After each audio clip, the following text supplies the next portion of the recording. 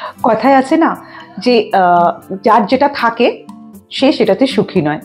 যেমন কেউ মোটা তো তাদের রোগা হতে ইচ্ছে হয়, এবং যারা রোগা তাদের আবার মোটা হওয়ার ইচ্ছে হয়। তো যাই হোক, এটা একটা মজা করার কথা বললাম, কিন্তু সত্যি সত্যি আমাদের মোটা থাকলে অবশ্যই আমাদের রোগা হওয়া উচিত, কারণ বেশি ওজন কখনোই ভালো নয়।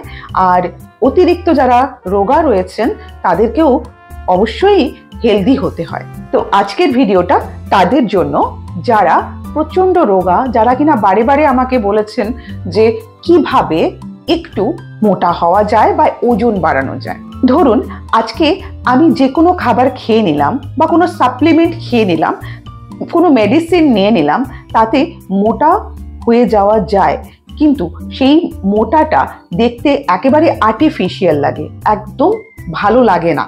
হ্যাঁ, মনে হয় যেন কোনো কিছু মেডিসিন নিয়ে আমরা মোটা হয়েছি। তো সেক্ষেত্রে বিভিন্ন শরীরের বিভিন্ন অংশে সমানভাবে ফ্যাট আসে না।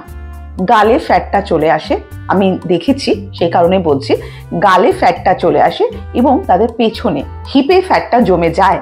এছাড়া সঠিক জায়গায় সঠিকভাবে ফ্যাট জমে না, যেটা দেখতে বড্ড বাজে লাগে।